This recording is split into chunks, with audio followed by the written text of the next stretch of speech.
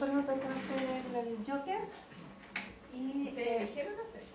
O sea, claro, sí, elegimos, no supimos en qué nos estábamos metiendo, pero elegimos eso. Bueno, una de las ideas de elegir este personaje era precisamente que en internet o en las redes, que sé yo, no había tanta contaminación en cuanto al análisis en sí del personaje. O sea, es una película que se estrenó recién ahora, en 2019, por lo tanto, lo que se ha dicho de esta película es reciente. Si bien es cierto, esta película se ha hecho el Joker que está basada en los cómics. Hay Jokers que son el personaje anteriores, pero cada película representan un distinto tipo de personaje.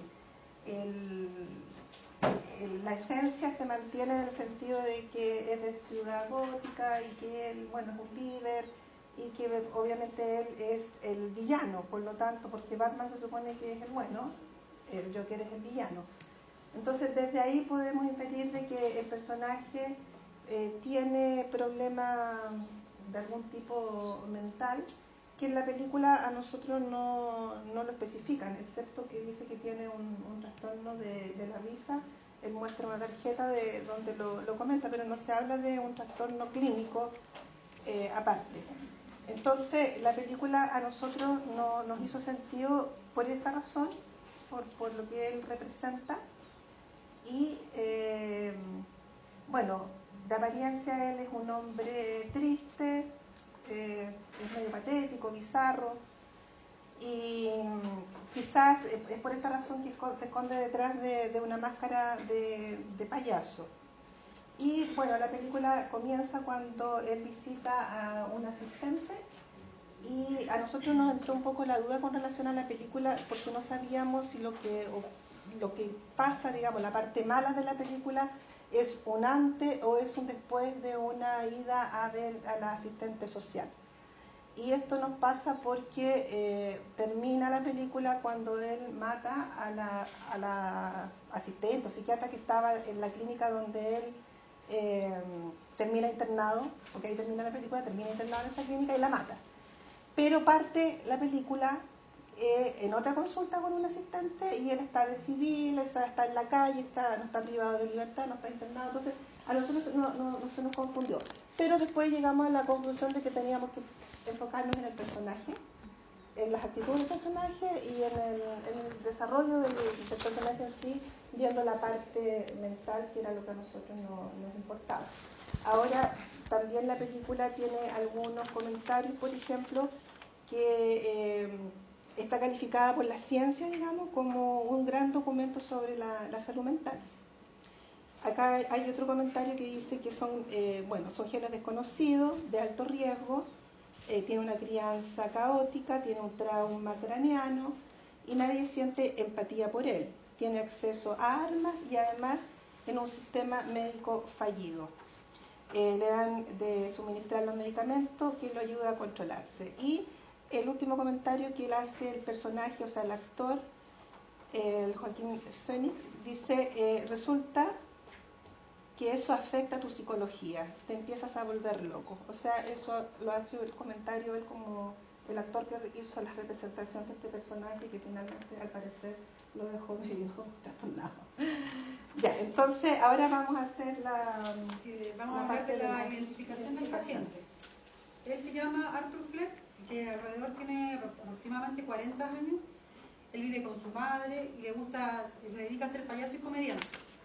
Dentro de esto se podría decir que tiene algún trastorno que está relacionado a la risa.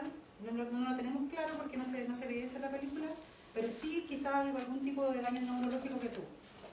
Dentro de esto también podemos decir que esta risa amerita que tenga dificultades con su entorno por la condición que tiene, porque hay muchos episodios en los cuales él tiene un carnet el cual no alcanza a presentar y esto desencadena varios sucesos que se relatan a lo largo de la película. Y también es importante mencionar que dentro de la identificación él hay un periodo que le suspenden sus medicaciones, que son 7 medicamentos diarios. Entonces aquí también se detona toda una dinámica. Respecto a lo que es el motivo de consulta, nosotros como equipo tomamos la última escena que mencionó Fabiola, cuando él estaba internado en el hospital psiquiátrico y lo derivan para una evaluación. Entonces nosotros colocamos como motivo de consulta que se encuentra en el Hospital Psiquiátrico Estatal de Arkham, derivado a la consulta para realización de una evaluación psicodiagnóstica. Y si bien a veces se le pregunta si recuerda, no si por qué viene, sino por qué, si recuerda el motivo por el cual estuvo internado, siempre responde, no recuerdo muy bien por qué estoy acá.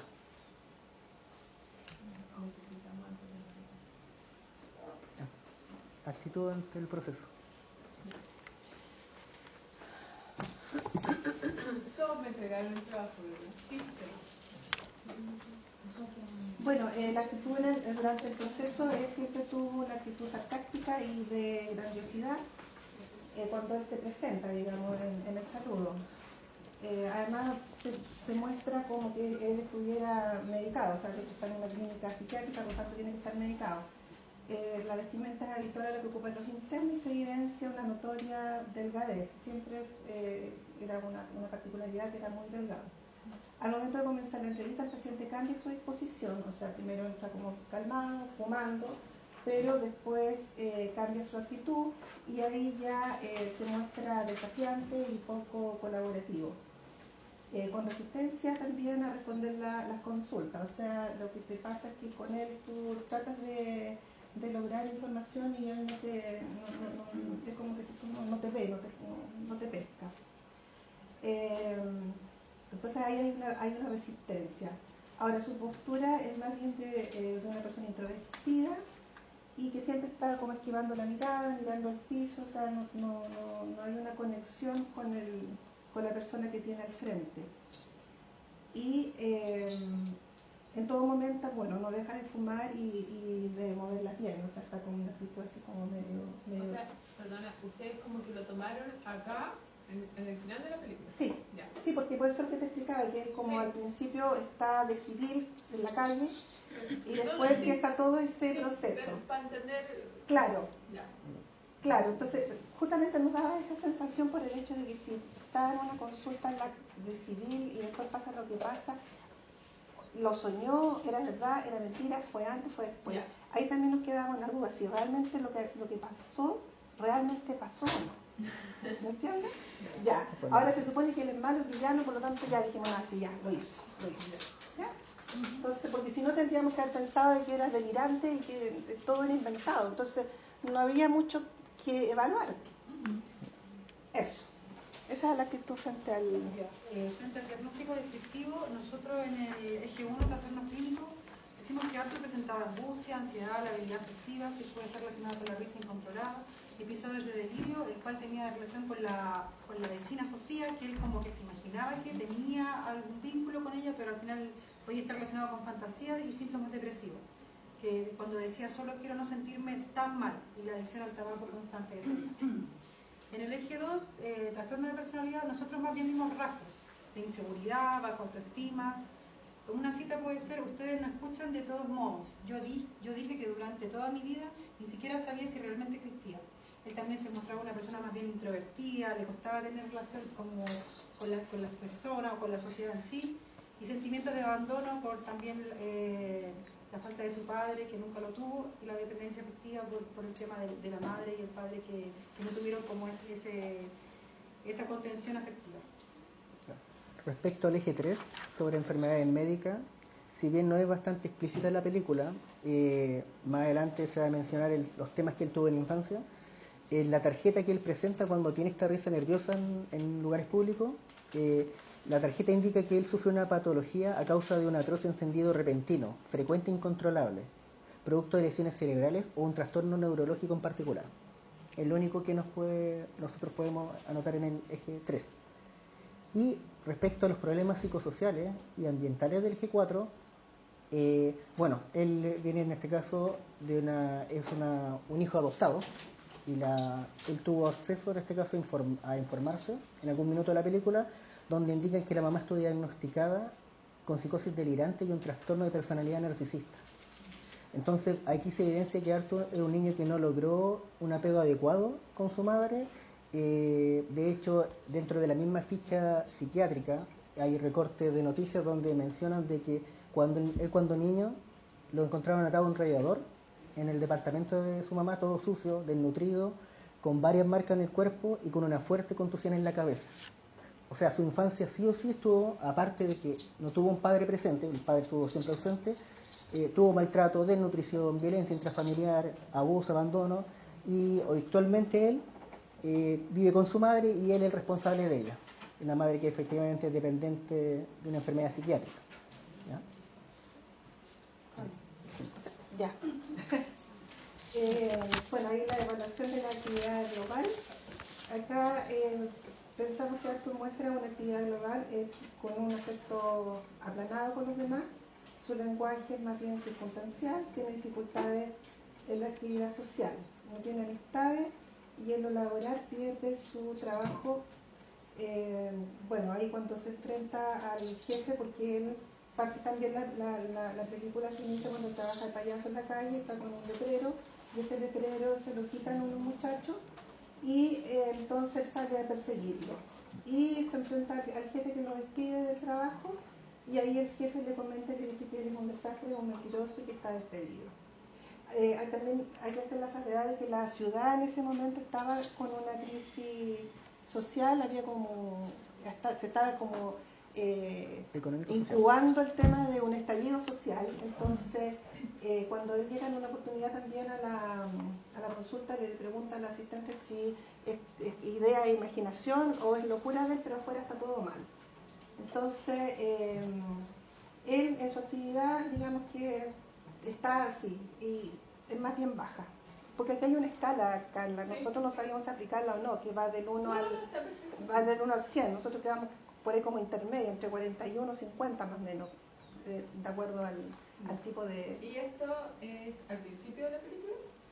Es que claro, ahí siempre está el tema de la confusión de si al principio o si al después, porque te digo que si nos fuéramos como ya ahí, sí, porque ya. Ahí, ya. Lo dejamos ahí, ya. No tendríamos que haberlo puesto abajo, no, pero ahí. Ya. Ya, y respecto al diagnóstico estructural, nosotros definimos que era psicótico, ya que su identidad del yo está más bien una identidad difusa delirante, porque está desintegrada en la representación del sí mismo y de los objetos delimitados pobremente. Esto también se puede observar cuando él está mirándose en una escena al espejo y trata de sonreír y aún así le cae una lágrima. Entonces está como una contradicción constante de lo que él quiere. Nosotros pensamos que tiene que ver con una decisión a la base de él. Y también él escribe en su agenda una cita: solo espero que mi muerte tenga más sentido que mi vida. O sea, él como que en realidad no encuentra que su vida tenga mucho sentido, porque quizás la madre también lo devaluaba un montón en ese sentido. Y creo que por eso él tiene esta identidad difusa de vida. Respecto al juicio de realidad, bueno, por el tipo de estructura se observa un juicio de realidad deteriorado.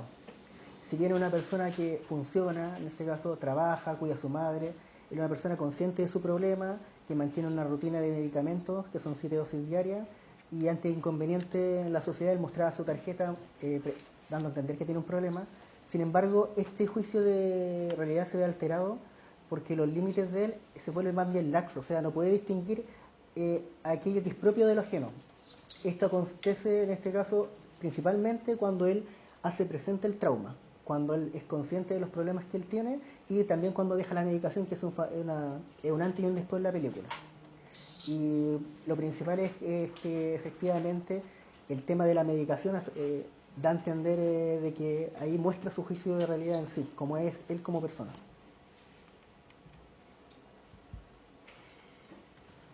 Mecanismos de defensa, bueno, la base tendría los mecanismos primitivos y que sería la decisión. Bueno, ahí él dice: soy el hombre de la casa desde que tengo memoria, he cuidado de mi madre. Sin embargo, cuando se entera de los abusos sistemáticos en su infancia, Arthur da muerte a su madre en el hospital. Porque él hasta esta edad adulta de los 40 años aproximadamente que pensamos que tiene, él pensaba que su madre era una madre buena, que lo había cuidado, que lo había protegido, que lo había contenido y que estaba ahí, a pesar de que la señora aparentemente tenía una enfermedad. Pero él desconocía la verdadera historia y el origen de su infancia, y él entonces, producto de unas cartas que la madre enviaba al gobernador de la ciudad, se entera de que esta mujer había tenido una relación con este hombre y que él había nacido producto de esa relación porque ella trabajaba con él. Y entonces en ese momento el tipo la rechaza a esta mujer y la internan y él desconoce a ese hijo y hace creer de que es adoptado. Entonces la trama de la película ahí tampoco no queda claro si realmente es hijo de este hombre o es adoptado, porque al parecer él interviene en que se cambie, digamos, los antecedentes de su nacimiento. Pero él cuando descubre eso, entonces empieza a investigar y cuando investiga se da cuenta de todos los abusos que él había tenido cuando niño, donde, como se describió anteriormente, lo amarraban a un radiador, no lo alimentaban, la madre había estado hospitalizada, la pareja de la madre abusaba de él, lo golpeaban. Entonces él tenía un trauma porque en el fondo él nunca se enteró de eso, lo tenía bloqueado, él no sabía, desconocía cómo había sido su infancia hasta cuando hace toda esa investigación. Y entonces ahí se produce este quiebre, se produce que él después mata a la madre y ya no la ve como una madre buena, sino que ve a la madre mala y él se descubre y sabe realmente quién es él. Porque antes él no sabía que algo andaba mal, pero no sabía quién era. Ahí después empieza a entender su propia vida. Entonces después tenemos a la idealización primitiva.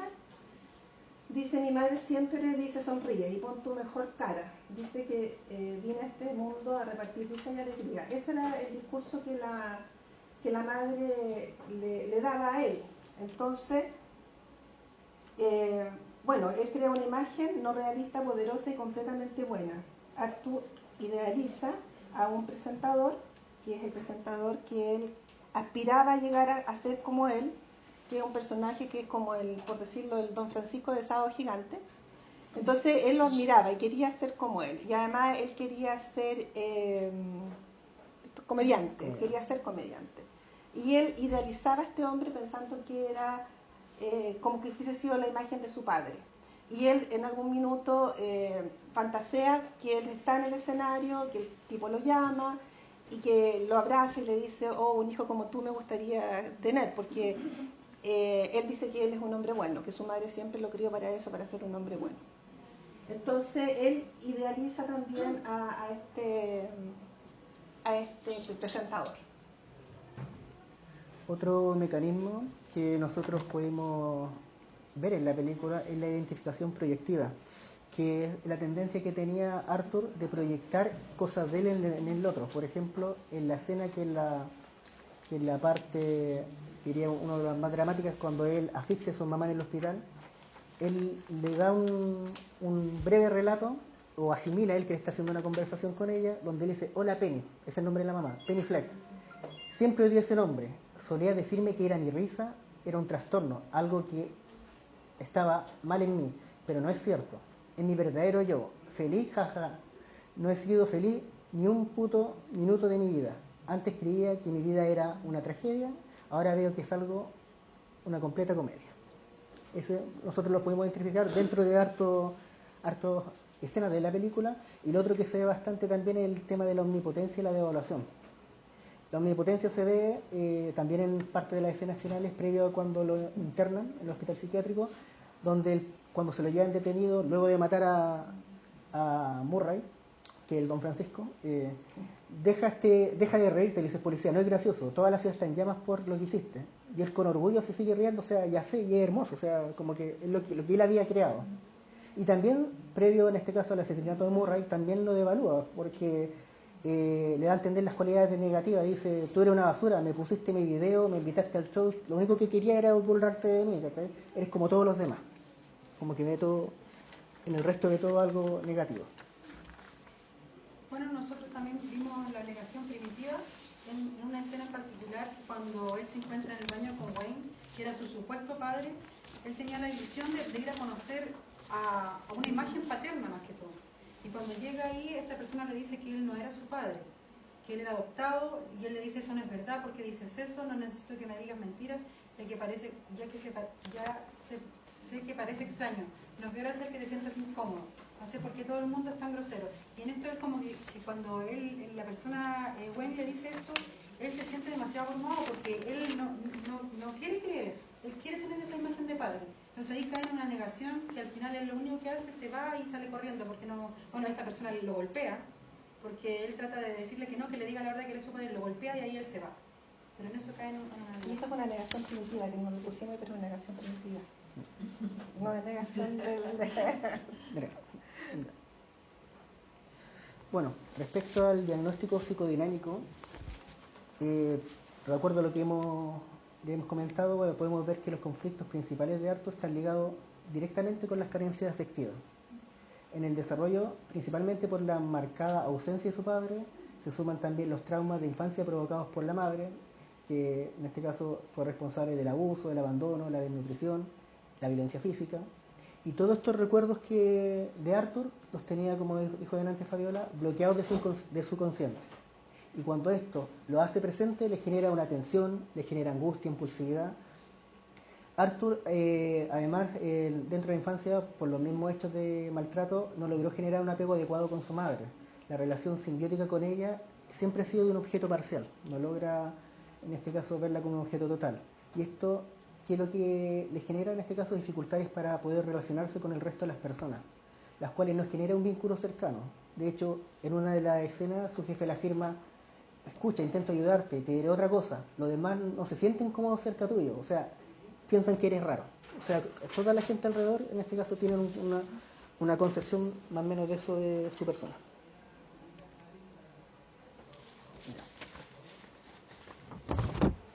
Bueno, el estilo de personalidad de Arthur, nosotros llegamos a la conclusión, después de haber hecho toda una investigación, que su estilo es esquizoide, debido a que presenta un distanciamiento de sus relaciones interpersonales.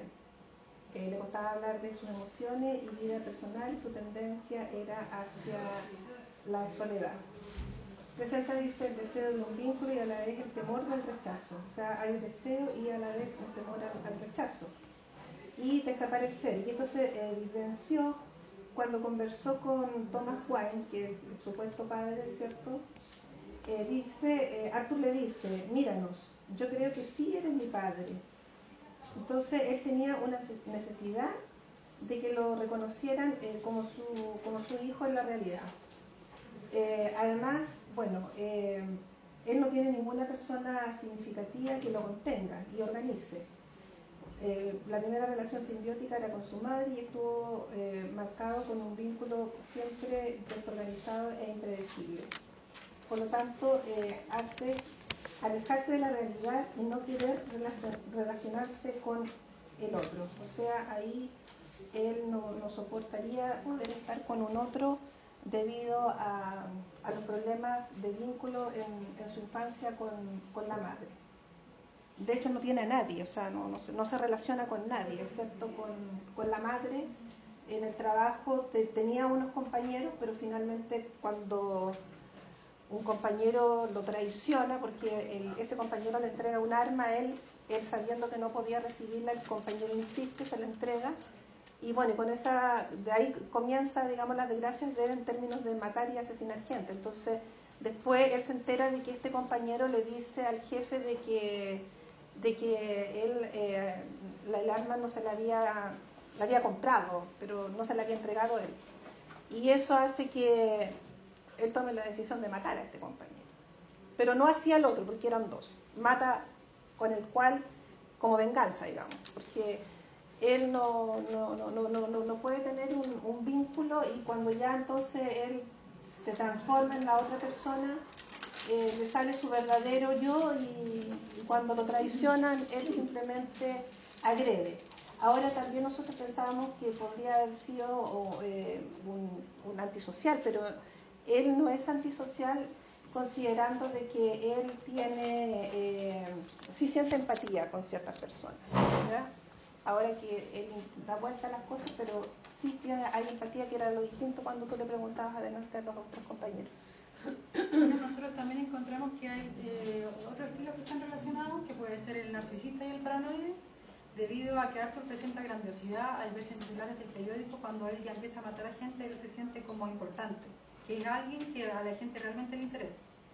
Y también la megalomanía, solo enmascar el falso ser producto del abandono en su infancia. El otro tipo que también nosotros encontramos que podía estar relacionado era el paranoide, ya que él era una persona que desconfiaba mucho del mundo externo y también interno, creía que todo el mundo lo quería atacar. Entonces hay una escena en la cual unos amigos, que le pasó el arma y otro que era bajito, como ellos trabajaban con gente con distintas formas, tenía esos dos amigos. Y en eso él le llega una botella de vino a él y él ni siquiera lo aceptó por el fallecimiento de su madre. O sea, él desconfía totalmente, tiene una paranoia frente a los demás, frente al mundo, cree que lo pueden atacar constantemente. El que predomina sería el otro. Sí, por eso. Sí. Ya. Respecto a esto hicimos una mixtura más o menos de que lo que a nosotros nos pasa con el Arthur Fleck si lo tuviéramos como paciente. Quisimos andarlo de la siguiente forma, aunque cada uno después puede dar la percepción. Arthur Fleck es un paciente que presenta diversas complejidades, por esta razón es que al momento de atenderlo nos genera una transferencia donde él no pueda poner de sí mismo, o sea, no puede relacionarse, no puede verse inhibido, tiene dificultades para expresarse, sus conflictos hace que se aísle, se siente que no lo van a escuchar. Él busca, en cierta forma, con esta actitud, diría yo, apática, resumiéndola, él busca de cierta forma el rechazo que le hizo la figura materna en la infancia. Entonces, él lo que espera que nosotros tengamos una actitud de rechazo con él. Eso es lo que él espera como contratransferencia. Entonces, a lo que nosotros nos genera, en síntesis, un rechazo. O sea, el no querer continuar con el tratamiento por el sentimiento de impotencia y desesperanzador que nos genera cómo poder ayudarlo, cómo no equivocarnos. Entonces, eso nos genera un desagrado. También hace sentir que no necesitarán de ayuda, la falta de conexión emocional con el terapeuta. Lo que sí nosotros vemos que a lo mejor podemos escucharlo y podemos empatizar con el dolor, pero lo que nos complica en este caso es la actitud, a lo mejor que nosotros nos genere el tema de querer el caso derivarlo. O sea, y eso qué es lo que puede ocasionar el que lo deriven, que Arthur también pueda estar con otra persona atendiendo y así sucesivamente va a estar dando de especialista en especialista, no va a tener a alguien que fijo que lo pueda tratar. Pablo, ¿tú querías hacer una mención del proceso? Lo que te generó a ti. Lo que se generó a ti. Bueno, sí, en el fondo, sí, yo siempre pensé en si me tocara a un paciente, porque una cosa es la teoría y otra cosa, me imagino yo, es presencial. Y claramente una persona con este tipo de rasgos me provoca un poco de tristeza, digamos, por su cuento, por su tema personal, por su infancia, por el abuso, pero al mismo tiempo también un rechazo porque uno no sabe lo que pueda ocurrir en relación a esta persona, cómo pueda reaccionar. Entonces, es algo que hay que trabajarlo, obviamente uno como profesional y bueno, para eso me imagino están las supervisiones y están también los equipos multidisciplinarios que a uno la pueden ayudar y la pueden orientar. La verdad es que cuesta imaginarse con una persona de esta naturaleza porque yo estoy todavía aquí, entonces... A mí me genera un poco más de ansiedad, en el sentido de que como con toda la sintomatología que él tiene y los rasgos, creo que con toda esa información que le entregan a uno, me generaría ansiedad, también relacionada con la angustia que hablábamos, que cómo abordarlo de la mejor manera, cosa que él no se sienta tampoco atacado. Abordarlo de la mejor manera y también contenerlo en quizás episodios que él necesite, pero ansiedad en poder hacerlo bien, en que él no se sienta atacado ni tampoco enjuiciado en el momento. Ahora, pensando en la escena como en la primera escena que muestran con la terapeuta,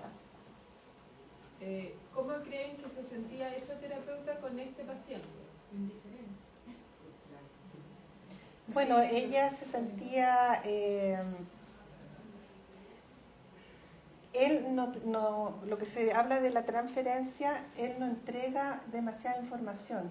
Entonces ella estaba con una postura así como que lo observa, porque además esa risa que tiene el trastorno, él cuando se pone nervioso se pone a reír. Entonces tú estás frente a una persona que se ríe, y tú no, me imagino que ella lo miraba, lo contemplaba, esperando que se calmara, pues ya lo conocía, y después le pregunta cómo te has sentido, y él le pregunta que si es una locura o imaginación, pero afuera está todo mal.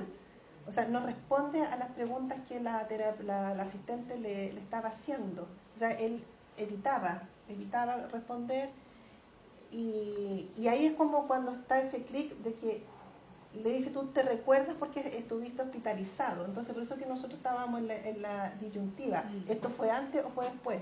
Porque ahí empieza como quien dice a recordar lo que pasó. Entonces pensamos de que la película él lo había hecho antes, pero estaba libre, y si mató tantas personas como las que mató, tampoco podría estar libre, porque tendría que haber estado privado de libertad. Ahora, si pensamos en una persona con esta estructura de personalidad y con esta vulnerabilidad a la base, y además con este ambiente, porque tampoco tenía un ambiente que se preocuparan de él, probablemente sus periodos malos y no iba a ser solamente y podrían haber hasta fatal, digamos. Claro, no hay mayor información en relación a eso, Claro, entonces tampoco teníamos de dónde posicionarnos, porque viendo, por ejemplo, comentarios de esta película en internet, quedaban abiertas muchas posibilidades en el tema de su patología, digamos, ¿no? Pero no se especificaba, excepto de que tenía un trastorno y que tenía un daño neurológico, por eso era el tema de la risa. Pero sí, yo sentí respecto a la terapeuta que lo atendía, no sé si era asistente social, como que ella no, para ella era un número más, porque había partes que él le dijo, tú siempre me preguntas lo mismo, como que para ella era un número más, no sé, igual que en el COSAM, la gente como le pasa, como que era su trabajo hacerle tal pregunta, y al final como que no empatizaba mucho con lo que él realmente vivía. O sea, como que igual él iba todas las semanas a su cita, necesitaba un lugar de contención, necesitaba ser escuchado, y esta mujer ni lo miraba casi. Claro, porque además él... O sea, esto cuando él estaba medicado, regulado. Él necesitaba de un otro, pero el otro tampoco estaba. Claro. Pero En ese caso, es como que era constantemente retraumatizado. Por eso pensamos de que al final, cuando está en la última entrevista en el psiquiátrico, mira a la mujer, que es muy similar a la otra, pero se supone que no es, y le hace la misma pregunta, ¿cómo te has sentido? Entonces él ya siempre le preguntaban lo mismo, y después sale de la consulta esa y sale chorreando sangre, entonces tampoco sabemos si la mató o no la mató, ¿qué le hizo? Como que queda la idea. ¿Qué era la idea? Entonces no sabemos si la mató o no. Sí. Entonces también viendo esa última consulta que él tuvo con un profesional, claro, o sea, si yo estoy frente a un paciente así, ¿qué puedo sentir como especialista? De hecho, el Arthur, cuando le mencionó la asistente social que le iban a cortar el tratamiento, que el Estado bajó los recursos, no tuvo interés en seguir conversando con nadie. Me dio a entender a mí, al ver la primera reunión con la asistente y la segunda, de que iría solamente por los medicamentos. Lo único que le interesaba los medicamentos, porque efectivamente era reacio. Y también hay que ver el contexto donde estaban en la película, que están en una parte donde hay una connotación social, entonces la terapeuta también no tiene la misma disposición que a lo mejor cuando esté en un gobierno, en un estado que está todo más tranquilo. Eso es lo que me da a entender a mí, porque igual cuando cortaban el tratamiento le dijo al Arthur, o sea, yo creo que también eso fue clave, que le haya mencionado, o sea, gente como a ti no te importa, y gente como a ti no me importa, el gobierno, no te importa. Y al revés. Gente como tú. Claro, como tú. Gente como tú. Ya, gente como yo les tampoco. voy a hacer una... La faltaría la conclusión, ¿no? Conclusión. Lo último, sí, lo último. Sí, la conclusión.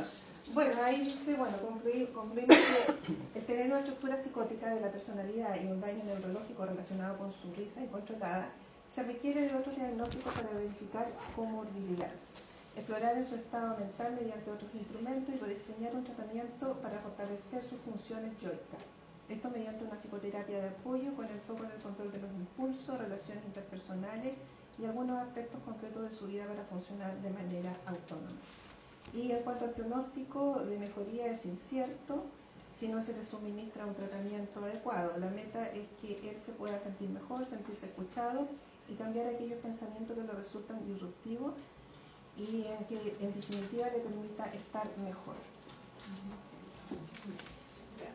Entonces, eso también era en cierto modo por el tema de que no sabíamos si ponerlo como un psicótico patológico, enfermo con algún tema de enfermedad mental, o dejarlo entre un psicótico que está deteriorado pero que no tiene un daño cerebral, digamos, como enfermo mental, o esquizofrenia o alguna otra patología. O sea, cuando tú dices un psicótico, te estás refiriendo a la estructura. A la estructura, claro. Claro. Pero igual pusieron G1, creo. Sí, pusimos todo. O sea, pusieron delirios. Sí. Sí. Sí. Pero es que también estaba el otro que había dejado la medicina. pero la estructura obviamente que no cambia. Pero O sea, es que claro. yo creo que, porque ustedes marcan como que desde que él se dio cuenta de estos traumas, como que él hizo consciente muchas cosas. Sale su verdadero, claro, muestra su pero verdadera cara. Su verdadero, Estuvo su sin verdadera, foco. su yo limpio, digamos, empezó a salir cuando dejó la medicación, ¿verdad? Sí. Entonces, uno ahí tendría que pensar, el actuar así fue por el trauma, porque se dio, en el fondo porque se enteró de esto, o por la medicación, porque efectivamente lo traumático, si bien no lo había leído, lo había vivido, Claro.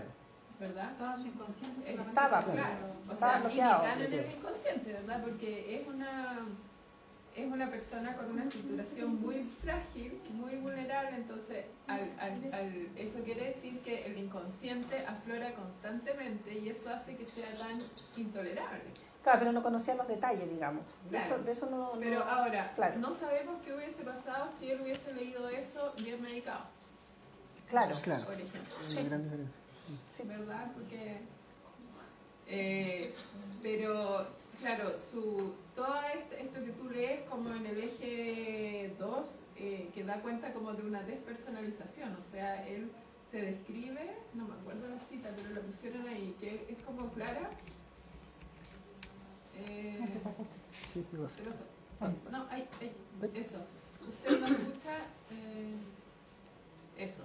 Usted no escucha, de todos modos, yo dije que durante toda mi vida ni siquiera sabía si realmente existía. O sea, como que él da cuenta a la base que hay sentimientos de despersonalización que son importantes. O sea, desde el día 1, digamos, ¿verdad? O sea, como esta sensación de no ser y de no estar es muy propia de una identidad muy frágil, ¿verdad? Donde él se identifica con, no sé, pues este payaso, ¿verdad? Va adhiriéndose a personalidades, no sé, ahora es quizás que fue antes, ¿verdad?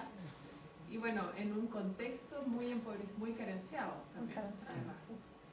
Es lo que le dice a la madre cuando la mata, digamos. Ahí Ahora, dice yo que creo él... que la estructura, mi hipótesis también era esta. O sea, yo creo que tiene una estructura de personalidad psicótica que está realmente como estable de alguna u otra manera. Claro. Pero cuando deja Con la la medicación. medicación ya empiezan a ver todas estas cosas que vimos, ¿verdad? O sea, el malo ya no es un malo, sino que es el peor enemigo que le quiere hacer daño y lo mata, empieza el problema en la simbolización, en el cómo sí, ¿verdad? Todo esto que vemos que aflora. El ejemplo de la identificación proyectiva no nos podemos alargar, pero yo creo que no corresponde. Acuérdense que para la identificación proyectiva necesitamos dos. Uno que proyecta y el otro que se haga cargo y se identifique y actúe. Sí, teníamos una duda con eso, porque teníamos el ejemplo con la madre. Sí, la negación, bueno, tú la arreglaste, porque Sí, efectivamente... primitiva. la Sí, que negación. después me di cuenta que no le pusimos primitiva. Y yo creo que lo paranoide, y bueno, en la estructura psicótica no hay trastornos de personalidad. Ustedes pueden como identificar rasgos que lo esquizoide tiene mucho que ver con la estructura también. Y la angustia, lo paranoide tiene que ver con lo esquizoparanoide, Claro. con la angustia de la base, Sí. ¿verdad? Si nosotros pensamos que dentro de la teoría de Klein él no pasa a La depresiva. a la depresiva, sino que se queda solamente Esquizoparanoide. Eso. Sí. Y lo otro como que igual es bien significativo, que claro, que dice que debe haber algo neurológico a la base, pero su síntoma de la risa es muy ilustrativo de este mandato que le da la madre, ¿verdad? De tú siempre naciste para reír, ser pues. feliz y te Claro. tienes que ser feliz. Entonces él muestra una discordancia ideoafectiva tan grande que cuando a él le da pena o se enoja se empieza a reír.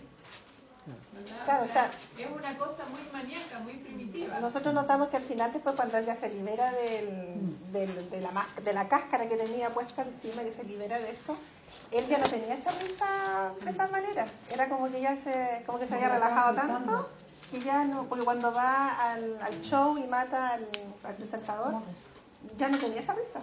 Bueno, eso es porque Porque ya la Se defendió todo ya el no rato. estaba defendiéndose. No estaba defendiéndose. Ya no había mecanismos de defensa actuando por sobre esos momentos angustiosos. Él ya estaba actuando. Correcto. Justamente dice, no hay nada que me haga daño. No estoy mintiendo, yo maté a la gente. Ya, gracias. Ya, gracias.